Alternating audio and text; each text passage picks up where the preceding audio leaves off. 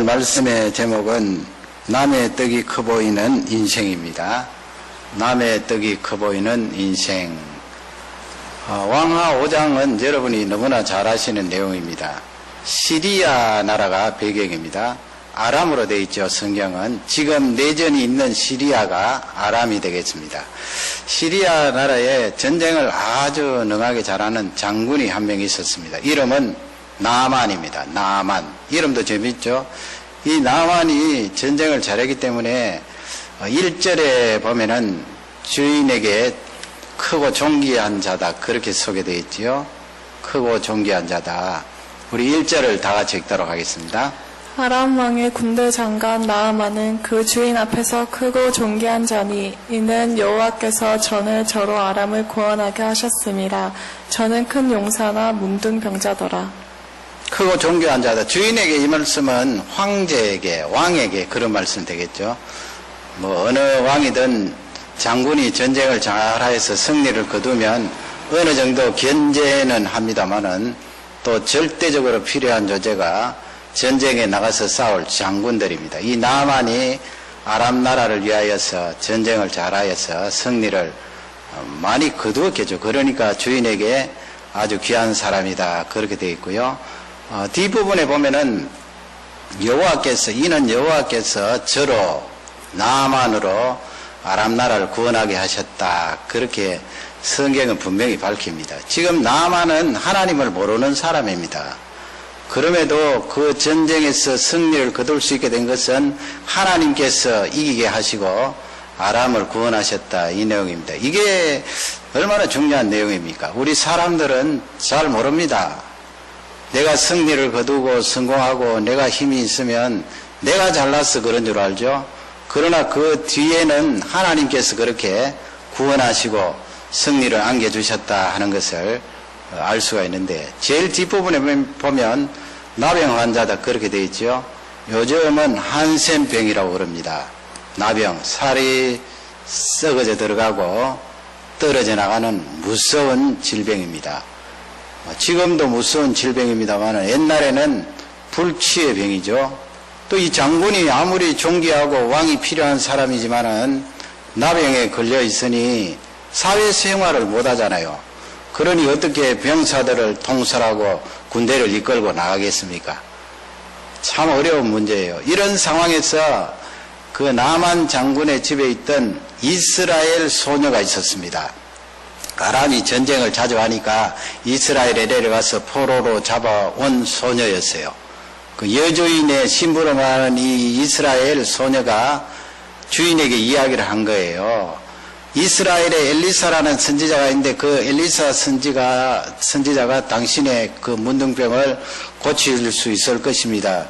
그러니 얼마나 반가운 소식이에요. 지푸라기라도 잡을 판에 그것을 황제에게 이야기하고 이 나만이 사람들을 데리고 이스라엘 땅으로 내려갑니다. 엘리사를 찾아서 내려가는 거죠. 거기에는 많은 예물을 가지고 이스라엘 땅에 내려가서 엘리사를 만나게 되는데, 엘리사가 문을 열고 나와보지 않고 그냥 나만에게 저 요단강에 가서 7번 몸을 씻으라. 나만이 화가 났지만은 그 말씀에 따라 요단강에 가서 7번 씻었더니 정말 깨끗하게 나왔어요. 성경은 어린아이의 피부같이 그렇게 깨끗하게 고침을 받았습니다. 얼마나 놀라운 일이에요. 불치의 병인데 요단강물에 가서 씻었더니 하나님의 말씀대로 고침을 받았다. 안 믿는 사람이지만은 그 하나님의 능력을 실제적으로 체험한 거예요.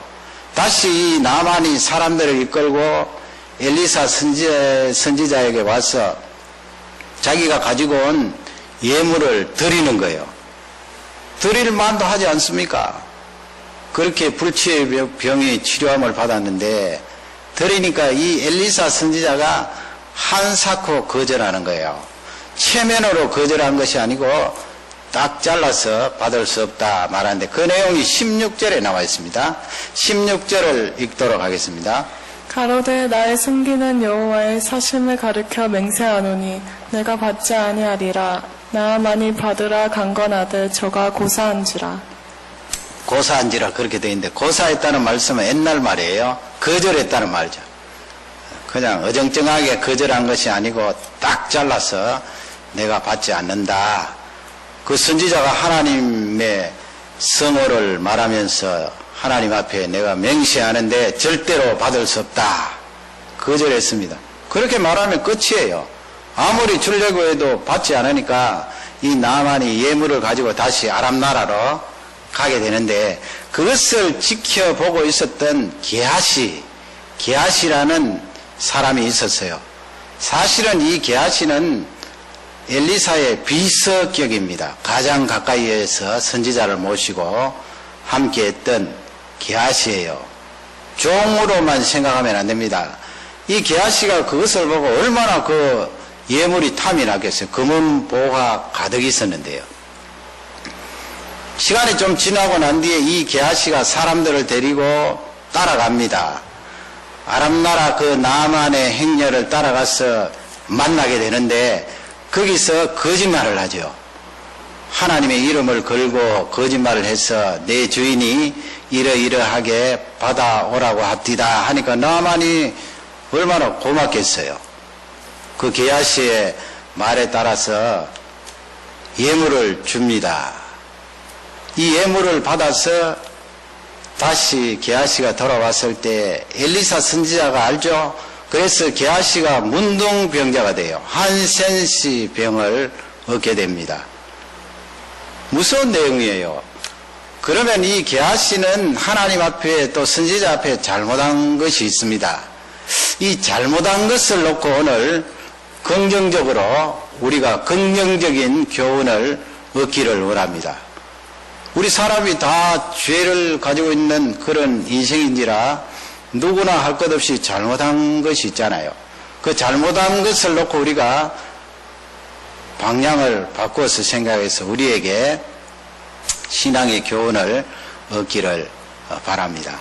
먼저 첫 번째로는 거저 주신다는 거예요. 거저 주신다. 거저 주신다는 말씀은 공짜로 주신다는 거죠. 공짜로. 그게 은혜가 아닙니까? 공짜로 주세요. 26절 말씀에 보면 엘리사 선지자가 이 게하시를 꾸짖는 내용이 나오고 있습니다. 26절을 읽도록 합니다. 엘리사가 이르되 그 사람이 수레에서 내려 너를 맞을 때 내 심령이 감각되지 아니하였느냐. 지금이 어찌 은혜를 받으며 옷을 받으며 감람원이나 포도원이나 양이나 소나 남종이나 여종을 받을 때냐. 지금이 하면서 그 다음에 뭐 돈이 나오고요, 은이 나오고 또 감람, 뭐 또 심지어 사람 종까지 나오는데 그런 것들을 받을 때냐. 그 말씀을 간단하게 줄이면 지금 네가 나만에게 돈을 받을 때냐 이 말씀이에요. 또 조금 다르게 바꾸면 하나님께서 돈을 받으려고 그 사람을 고쳐주었느냐 이 말씀이에요. 우리 하나님 크신 하나님이죠. 그 이방 사람이지만은 그를 불쌍히 여기셔서 이스라엘 땅에 오게 하시고 하나님의 능력으로 요단강에서 깨끗하게 고쳐주셨습니다. 공짜로 주셨지요. 그저 주신 거예요. 우리 하나님께서 이 우주를 만드시고 우리를 창조하신 분이 나만을 향하여서 나만아 너 금 이만큼 갖고 오면 내가 그 금을 보고 너의 병을 고쳐줄게. 그렇게 하시는 하나님이 아니에요. 우리 하나님께서 신앙생활하는 우리 자녀들에게 불러서 너 이만큼 가지고 오면 내가 이만큼 채워줄게. 그렇게 말씀하시는 하나님이 아니에요. 하나님 그거 필요 없어요. 우리 하나님이 모든 것을 다 가지고 계시는데 뭐 하시려고 그걸 가져오게 하시겠어요. 그분의 전적인 능력으로 은혜로 나만을 그냥 고쳐주신 거예요. 공짜로 고쳐주신 거예요. 그러니 엘리사 선지자가 그것을 너무나 잘 알기 때문에 받을 수가 없는 거예요. 만일에 그것을 받아버리면 하나님께서 공짜로 나만에게 베풀어 주셨는데 베풀어 주신 그 은혜를 먹칠하는 거잖아요. 먹칠해버려요. 그러니 우리 하나님은 절대로 받지 않으세요. 어떤 글에 보니까 그런 내용이 있더라고요. 믿는 사람인데 내가 바늘을 하나님 앞에 드렸더니 하나님께서는 나에게 황소를 주시더라. 그러시겠죠. 뭐 바늘 드렸는데 황소 정도 채워주실 수 있는 분이 하나님이니까 황소보다 더 큰 것도 채워주시겠죠. 저는 그 타이틀을 보면서 이런 생각을 해봤어요. 그게 거꾸로 아닌가. 내가 바늘을 들여서 하나님께서 나에게 황소를 채워주시는 것이 아니고 하나님께서 황소처럼 큰 것, 옛날에 그 농사 지을 때 황소가 얼마나 값어치 있어요. 일을 다 하는데요. 돈 자체 액수보다도 농가에 꼭 필요한 존재 아니에요.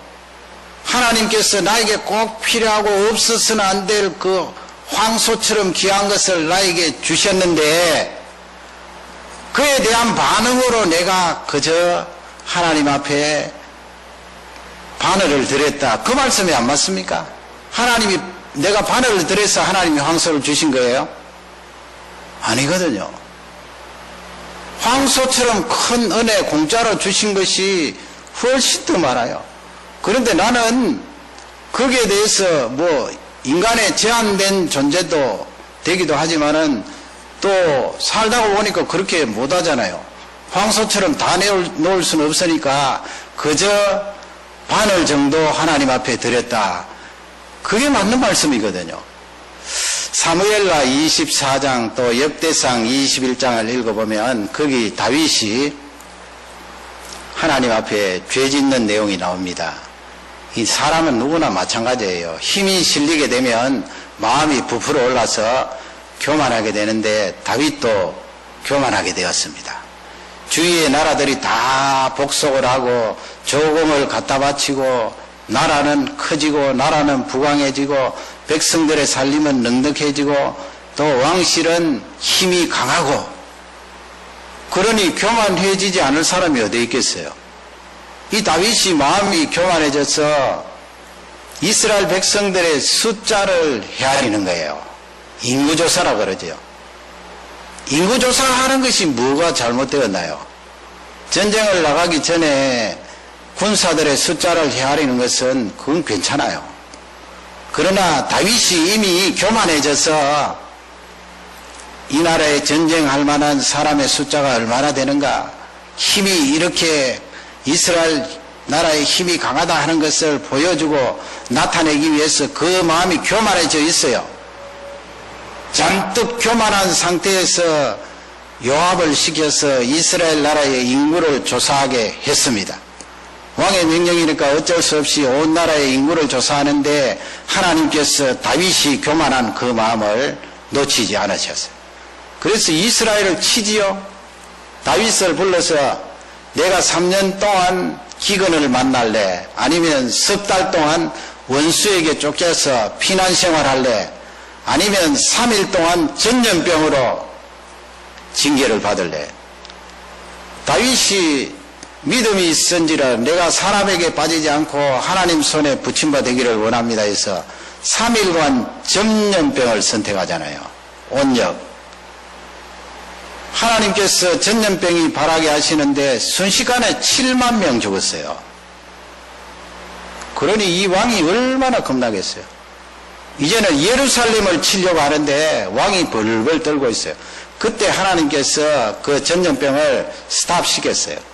그리고 다윗을, 선지자를 보내서 다윗을 향하여 저 여부스 사람 오르난의 타작마당에 가서 하나님 앞에 예배를 드려라, 그렇게 하잖아요. 하나님의 말씀에 따라 오르난의 타작마당에 가서 하나님 앞에 죄 용서함에 대한 예배를 드리는 거예요. 그때 이 오르난은 여부스 사람인데 다윗이 온 것을 보고 부들부들 떨잖아요. 옛날에는 왕이 그렇게 누구를 찾아가면 상 줄 때도 있지만 벌 줄 때가 많거든요. 부들부들 떠는데 이 오르난이 다 내어놓겠다고 말하는 거예요. 내가 왕이 쓸 재물, 황소도 내어놓고 또 기계도 내어놓고 또 밀가루도 내어놓고 땅도 내어놓겠습니다. 다윗에게 그냥 공짜로 주겠습니다. 이렇게 말하는 거예요. 그렇죠. 뭐 왕이 와서 달라고 그러면 누구든 내어놓지 않을 사람이 어디에 있겠어요? 이 세상 왕들은 다 그렇게 해서 자기 것으로 만들었는데 이 다윗은 내가 값을 치르지 않고서는 이것을 사용하여 하나님 앞에 번제로 드리지 않겠다 말했습니다. 반드시 대가를 치르겠다 말씀했습니다. 그래서 금 얼마나 그 오르난에게 주었을까요? 금 600세겔. 역대상 21장 25절 26절 읽어보세요. 금 600세겔은 어마어마한 돈이에요. 금 한 세겔 하면 노동자가 60일, 2달 동안 일해야 돼요. 금 한 세겔이요. 한번 계산을 해보세요. 60일 일해야 되는 품삯이면 600세겔 하면 얼마예요? 66이 36, 3600일. 그러면 하루에 3600일 넘죠? 36,000일이죠. 66이 36하고 공 하나 더 붙으니까 36,000일입니다. 하루에 100불씩 계산하면 3밀리언이에요. 300만 불. 사실은 300만 불 값어치가 되겠어요. 노동자가 36,000일 일할 정도의 값어치가 되겠어요. 거기에 소 있었을 것이고 타작 기계 있었을 것이고 타작마당 해봐야 얼마나 늦겠어요. 그 타작마당 그것을 다윗이 사용을 하는데 지금 시세로 말하면 집 세 채 값을 지불한 거예요. 다윗이 너무 과했나? 공짜로 쓸 수 있음에도 불구하고 공짜로 사용하지 않고 그만큼 대가를 치르고 다윗이 타작마당을 사용하고 값을 치르는데 그 이유가 어디에 있나요? 다윗은 하나님께로부터 모든 것을 받은 사람이에요. 다윗이 이스라엘 나라에 왕 되는데 하나님께서 돈 요구했습니까? 다윗아, 너 돈 이만큼 내놔라. 그러면 내가 이스라엘 나라 왕 시켜줄게. 아니면 네가 지금 아버지의 양을 치고 있으니까 너에게 해당되는 그 품삯 10년치를 나에게 바쳐라. 그러면 이스라엘 나라의 왕으로 삼아줄게. 하나님이 그렇게 하시지 않았대요. 그냥 공짜로 세워주신 거예요. 거저 주신 거예요. 선물로 주신 거예요. 양치는 그 목동을 이스라엘 나라의 위대한 치리자로 세우셔서 그 나라를 다스리게 한 거예요. 다윗에게 보면 하나님께로부터 너무나 많은 것을 받았어요. 모든 것을 다 받았어요. 그것을 돈으로 따지면 황소에 비하겠습니까? 하나님 아버지, 내가 이것을 받기에 너무나 버겁습니다. 나에게 왜 이렇게 많이 주십니까? 감당하지 못할 정도로 채워주셨습니다. 그러니 이 다윗의 마음에는 지금 회개하는 심정으로 하나님 앞에 예배를 드리는데 공짜로 그것을 오르난에게 얻어서 하나님 앞에 예배 드릴 마음이 전혀 없었습니다. 바늘 하나 드리는 거예요. 집 세 채 하면 뭐 다윗에게 바늘 하나 정도 됩니까? 하나님께 받은 것 생각하면 바늘 하나 정도도 안 돼요. 그냥 바늘 하나 드리는 거예요. 여러분, 우리가 하나님 앞에 나와서 이것저것 생각하면 내가 하나님 앞에 무엇을 많이 했다고 생각하면 그것은 큰 오산입니다. 하나님께서 나에게 황소보다도 더 귀하고 크고 놀라운 것을 다 채워주셨는데 그냥 작은 표현 하나로 바늘 정도를 드린 거예요. 나에게 해당되는 진짜 중요하고 생명이 걸려있는 것은 하나님이 다 공짜로 주셨습니다. 여기 있는 청년 청소년들, 부모님 공짜로 주셨죠, 나에게. 내가 부모님 만났는데 내가 돈 주고 만났습니까? 지금 오늘 이렇게 아름다운 태양볕을 쬐이면서 교회까지 나왔는데 이 태양볕이 없으면 우리가 죽잖아요. 어떻게 살아요? 얼어 죽죠. 이 태양볕을 하나님께서 공짜로 주신 거예요. 공짜로. 이 산소가 얼마나 중요하고 값진가요? 얼마나 귀한가요? 그런데 하나님 공짜로 주셨어요. 공짜로 주셨죠. 1분만 산소 없으면 우리는 죽게 됩니다. 다 공짜로 주셨어. 내 몸속에 있는 면역 체계가, 내가 건강해서 면역 체계가 돌아가는 거예요. 끊임없이 나에게 균들이 들어오지만은 하나님께서 나에게 이 면역 체계를 세워주셔서 싸우게 하시고 그 균들을 물리칠 수 있도록 하셨잖아요. 다 공짜로 주신 거예요. 내가 운동하고 밥 잘 먹고 영양 보충을 해서 이렇게 면역 체계가 잘 세워져 있다고 생각하면 안 돼요. 하나님이 그냥 주신 거예요. 우리 몸에 공짜로 주신 거예요. 하나님께서 나에게 주신 것은 너무나 많습니다. 다 그냥 주셨어요. 우리 하나님은 나에게 다가오셔서 뭘 내놓으라고 다고치는 분 아니에요. 그런 하나님 아니에요. 그렇게 작은 하나님 아니에요. 그분이 얼마나 크신 분인데. 이런 상황에서 게하시가 가로채 버렸잖아요. 하나님의 은혜를 희석시켰잖아요. 전적으로 공짜로 게하시가 나만이 받을 그 은혜를 게하시가 먹칠을 한 거예요. 선물로 은혜로 나만을 고쳐주시고 그를 살려주었는데 이 게하시가 중간에서 은혜를 받는 바람에 묽게 되었던 것입니다. 오늘 이 말씀을 통하여 하나님께서 나에게 모든 것을 주셨다. 그 믿음을 가지고 살아가시기를 바랍니다. 두 번째 생각할 것은 내게 주신 것입니다. 내게 주신 것. 내게 주신 것이 있어요.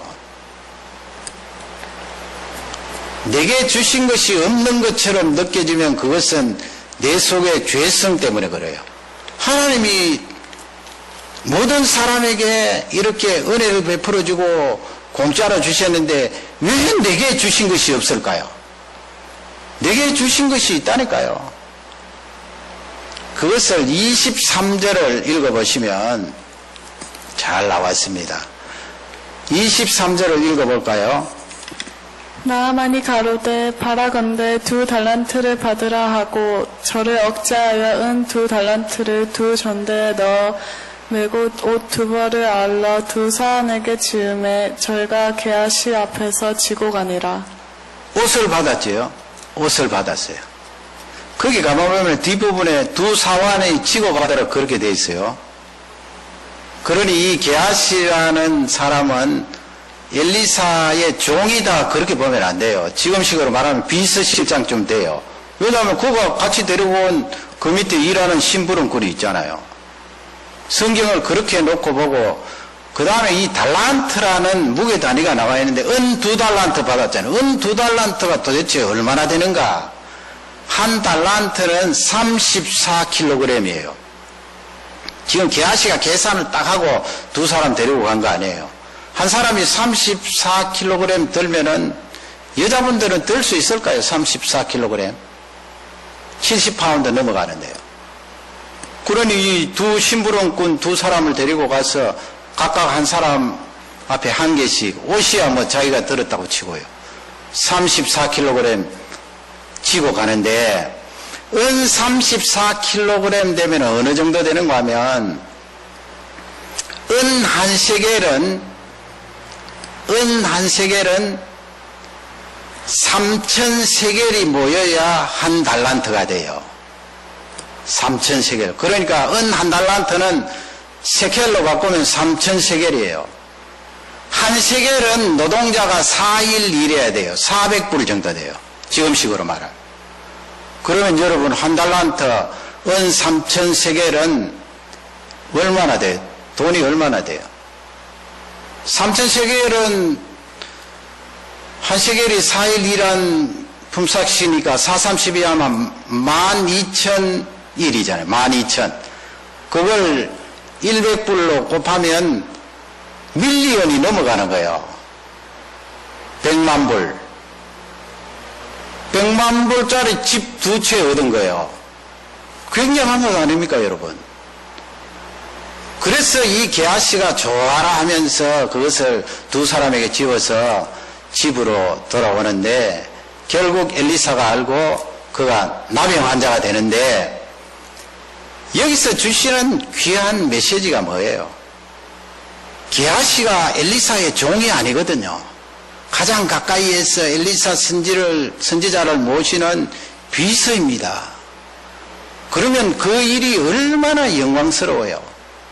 이 성경 말씀에 나오면서 자자손손 게하시라는 이름을 읽으면 그 영광스러운 게하시, 엘리사를 도우고 함께 기도하고 함께 동고동락을 했던 귀한 사람, 영광스럽거든요. 하나님께서 그에게 주신 거예요.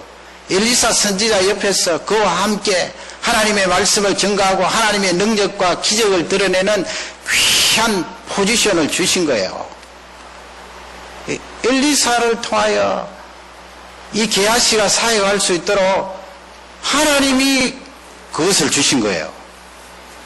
게하시가 가지고 있는 거 있잖아요. 그 영광. 엘리사만 귀하고 엘리사만 빛이 납니까?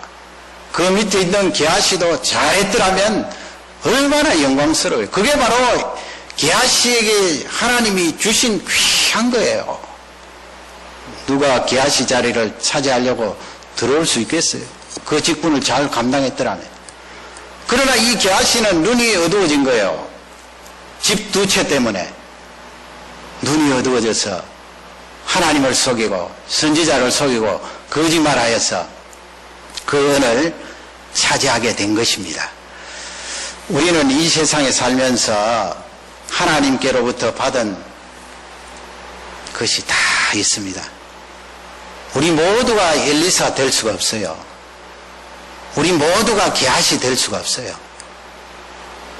게하시가 아닌 나 자신에게 준 것이 있다니까요.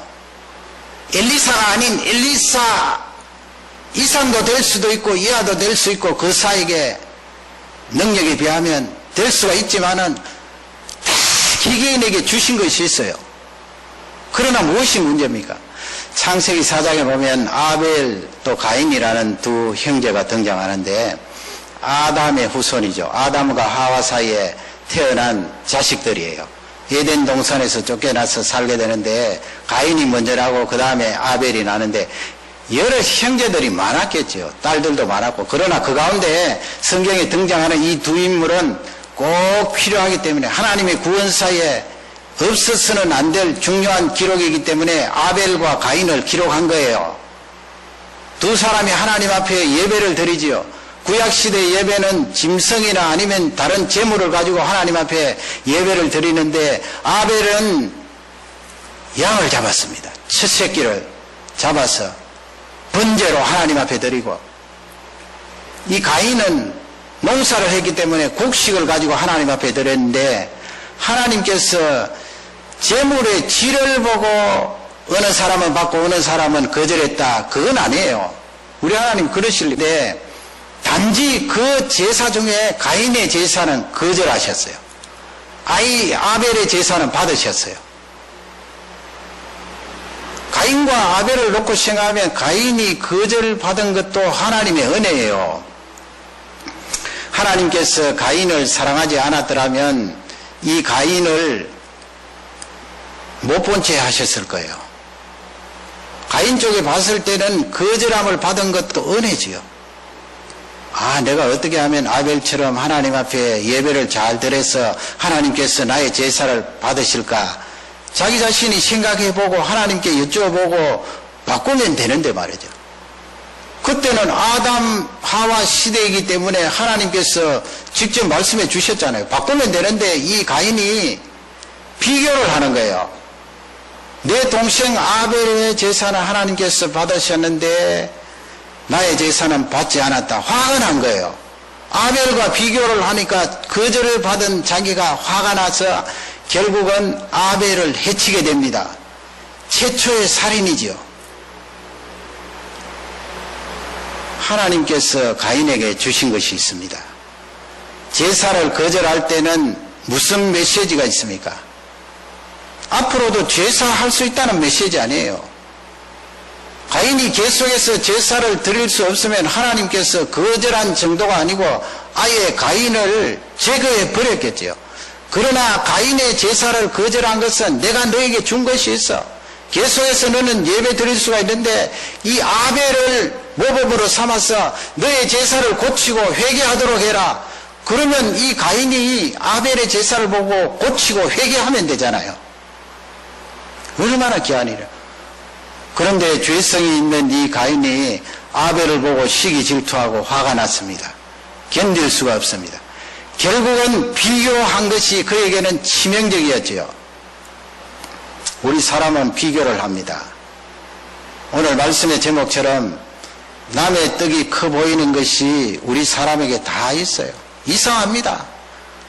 하나님께서 황소를 나에게도 주시고 옆에 있는 사람에게도 주셨는데 똑같이 주셨지만은 옆에 받은 그 황소가 커 보이는 거예요. 하나님 쪽에 봤을 때는 거절한 가인도 사랑하시고 받아들인 가인도 아벨도 사랑하셨는데 이 가인의 눈에는 아벨의 그 제사가 크게 보인 거예요. 그 크게 보이는 것이 회개하는 눈으로 본 것이 아니고 시기하고 질투하고 비교하는 눈으로 봤기 때문에 그는 아벨의 제사를 크게만 보고 나는 왜 이렇게 쪼그라들었는가. 결국은 아벨을 살해하게 된 것입니다. 우리 하나님은 모든 사람에게 다 주신 것이 있어요. 그래서 우리 사람은 하나님께서 나에게 주신 것, 그것을 죽을 때까지, 그거 하나만 붙들고 죽을 때까지 개발을 해도 다 개발을 못해요. 천재들이 바보 같은 면이 있다고 이야기하잖아요. 그게 무슨 말씀입니까? 이 세상에 있는 천재들이 모든 영역의 천재입니까? 아니에요. 바보 같은 영역이 있어요. 바보 같은 영역이 있기 때문에 어쩌면 하나님이 그에게 주신 독특한 그 재능을 잘 개발할 수 있는지도 모릅니다. 아무도 모든 것을 다 받아서 태어난 사람은 없습니다. 우리 하나님은 그렇게 하시지 않아요. 우리 사람을 만드시고 모든 영역에 굉장한 재능을 부여하시면 어떻게 되겠어요? 그 교만해서 살지를 못하는 거예요.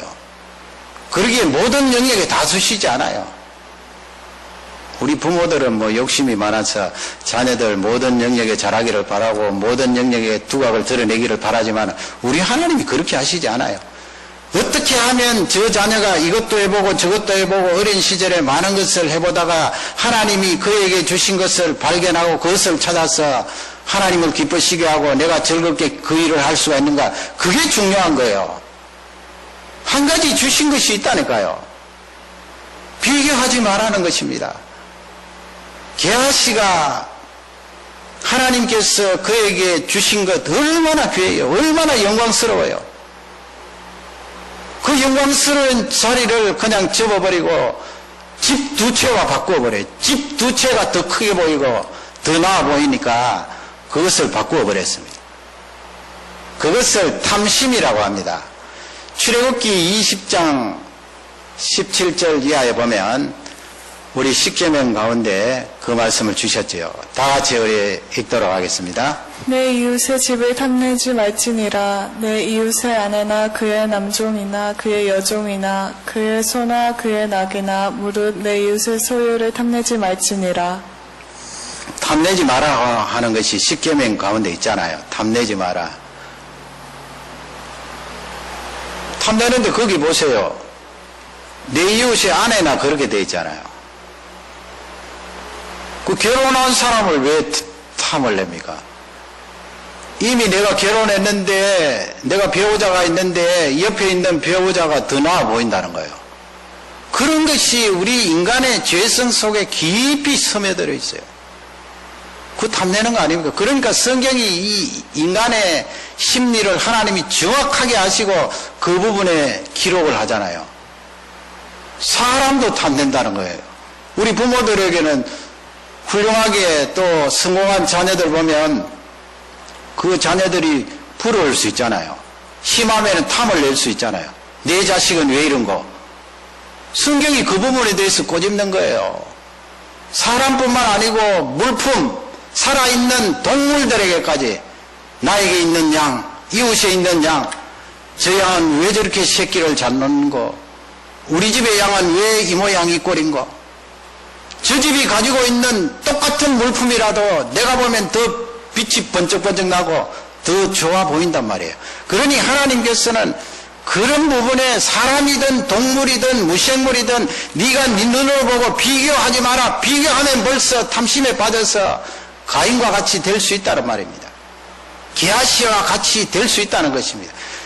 탐심을 가지지 않는다는 것은 하나님 아버지 나에게 주신 배우자, 나에게 주신 자식, 나에게 주신 나라, 나에게 주신 교회, 나에게 주신 이 신앙, 그것을 붙들고 옆에 있는 것을 크게 보지 않는다는 거예요. 하나님이 이것을 주셨으니까. 내가 아무리 시원찮게 보이고 보잘것없이 보여도 하나님이 나에게 주신 것이 있어요. 나는 아무것도 가진 것도 없고 아무 재능도 없어. 그렇게 말하면 하나님을 향하여서 삿대질하는 거예요. 왜 하나님께서 다른 사람에게는 다 주시고 나를 쏙 빼놓을까요? 우리 하나님 그런 하나님 아니에요. 다른 사람에게 주셨으면 나에게도 주신 거예요. 그 하나가 있다니까요.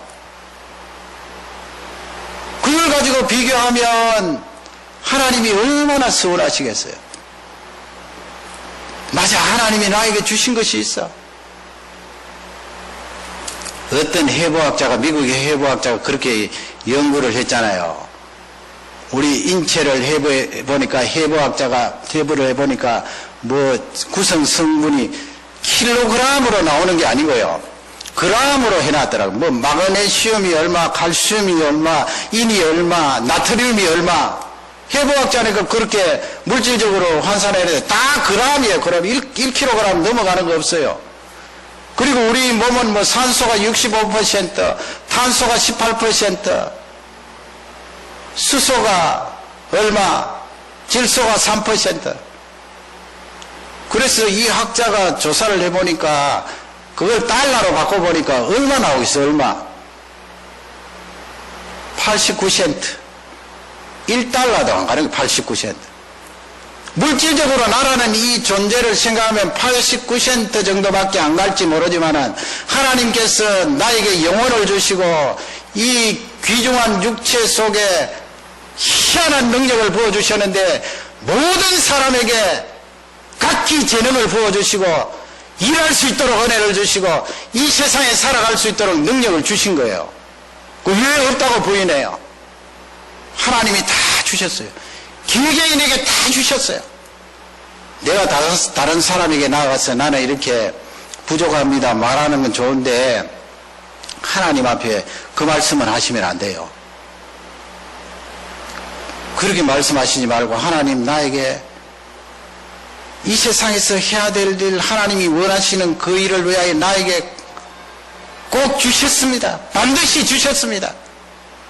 그것을 발견하고 하나님 앞에 귀하게 능력으로 쓰임받는 일꾼이 되게 해주십시오. 그게 중요한 거예요.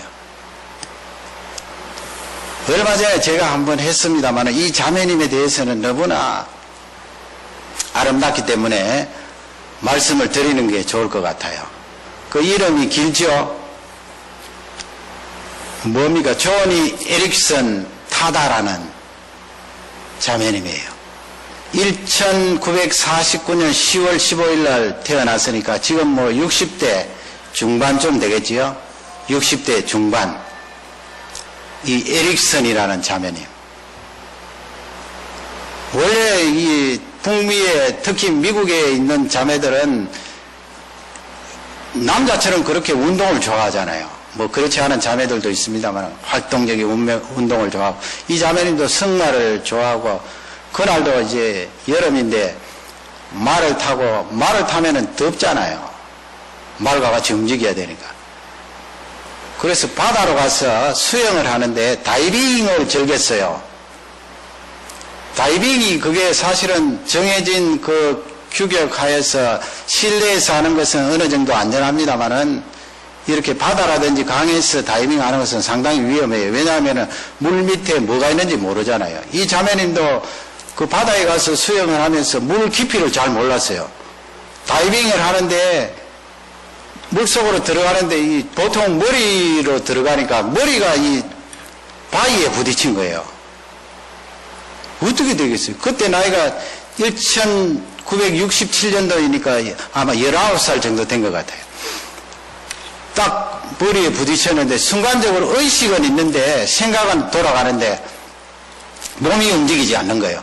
그래서 바위에 튕겨져 나가서 이렇게 진흙탕 속에 팍 곤두박질 쳐서 머리가 처박혔는데 죽잖아요. 이제 몸이 안 움직이는데 한 1분 지났는데 바깥에서 사람이 안 나오니까 팍팍하게 들어가서 건져내서 살았어요.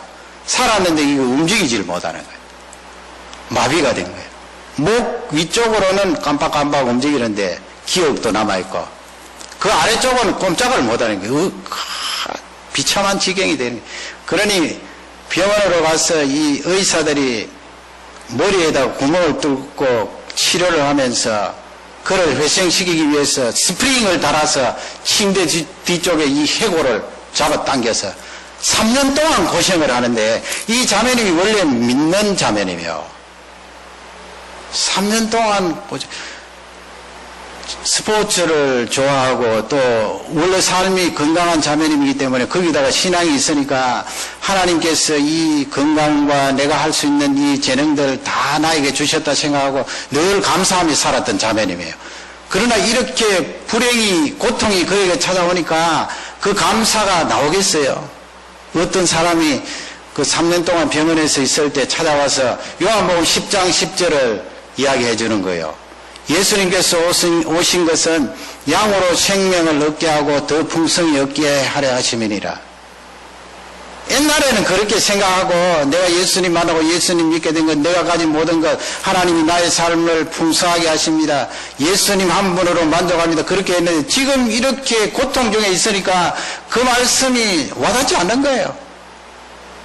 예수님이 오셔서 나와 함께 하시면 왜 이와 같이 풍성한 삶 다 박탈당하고 이렇게 비참한 신세가 되었는가? 그 말씀을 완강하게 거부한 것입니다. 3년 동안 실험을 하는 거예요. 하나님께서 나와 함께 하시면 풍성한 삶을 누린다는 그 논제하고 자기 자신이 지금 이렇게 비참한 신세에 있는 그 현실하고 도저히 화해가 되지 않을 것 같다는 거예요. 화해가 되겠습니까, 여러분? 화해가 됩니까? 목 위에만 살아남았는데요. 신디라는 친구가 그 자매가 예수님을 잘 믿는데 이 병실에 찾아와서 고통 중에 있는 이 에릭슨에게 너무 고통 중에 있으니까 정신적, 육체적 고통이 말이에요. 친구들에게 얘들아 내가 너희들에게 꼭 부탁할 것이 있는데 꼭 내 소원이 다 들어달라. 그건 자기가 죽으려고 자살하려고 약을 좀 구해달라. 그리고 면도칼을 좀 구해달라. 친구들이 그렇게 예언을 했던 에릭슨이에요. 신디라는 이 친구가 찾아와서 그런 말을 했어요. 얘야, 우리 예수님께서도 십자가 위에서 정신이 마비되고 움직일 수 없는 상황에 처한 적이 있단다.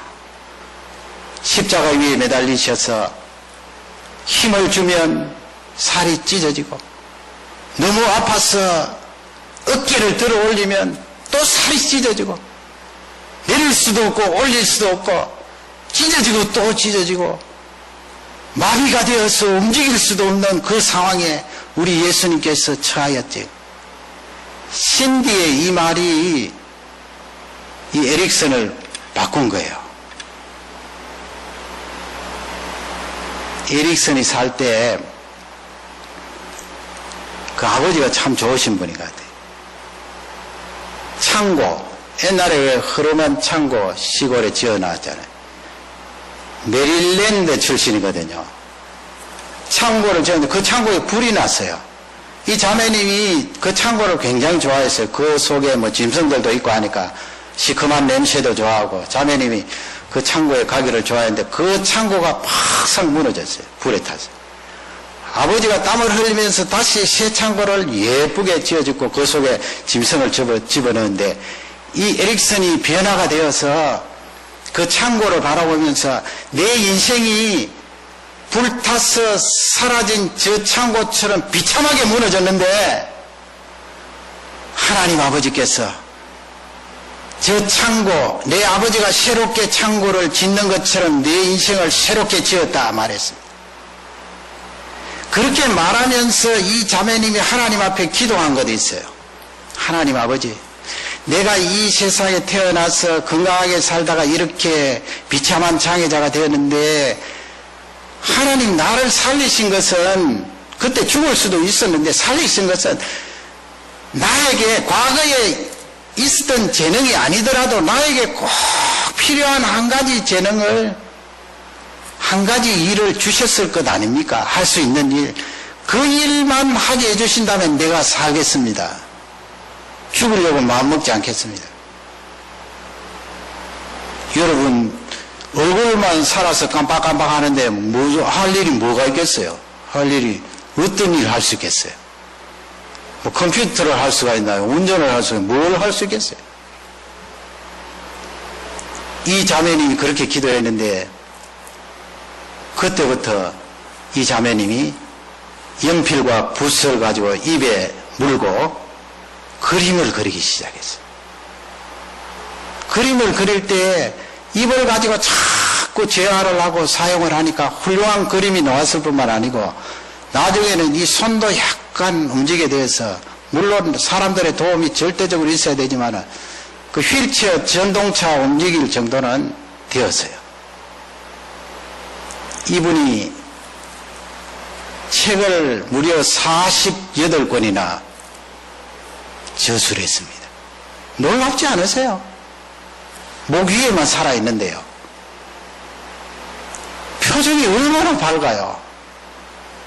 우리 표정은 저런 분들 얼굴을 보면서 저를 포함해서 날마다 웃는 연습을 해야 돼요. 얼마나 표정이 밝아요. 저분이 하는 말씀이 내가 이 세상에 살다가 19살 때 이렇게 장애를 입었지만은 앞으로 영원한 하나님 나라에 가서는 영화로운 몸이 된다는 거예요. 우리의 육체와 영혼이 합쳐져서 부활해서 영원히 사는데 그 영화로운 몸은 장애가 없다는 것입니다.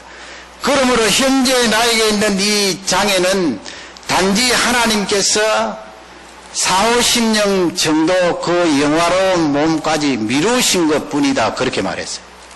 얼마나 밝아요. 이 존이는 하나님께서 그에게 주신 것, 장애 이후에도 하나님께서 주신 것, 그 입을 통하여서 많은 사람들에게 간증을 하고 연설을 하여서 많은 사람들에게 복음을 전가하고 죽어가려고 했던 사람들을 살리는 그런 일들을 했습니다. 책을 썼습니다. 그리고 그림을 그려서 많은 사람들에게 희망과 소망을 주었습니다. 오늘 이 게하시의 교훈을 통하여 긍정적으로 하나님께서 나에게 주신 것 있다. 그러게 나를 이 세상에 태어나게 하시고 살아가게 하셨는데 하나님이 나에게 주신 그것을 붙들고 감사하면서 귀하게 쓰임받는 일꾼이 되겠다 다짐하시면서 이 세상을 힘있게 살아가는 능력의 종들이 되시기를 주님의 이름으로 축원합니다.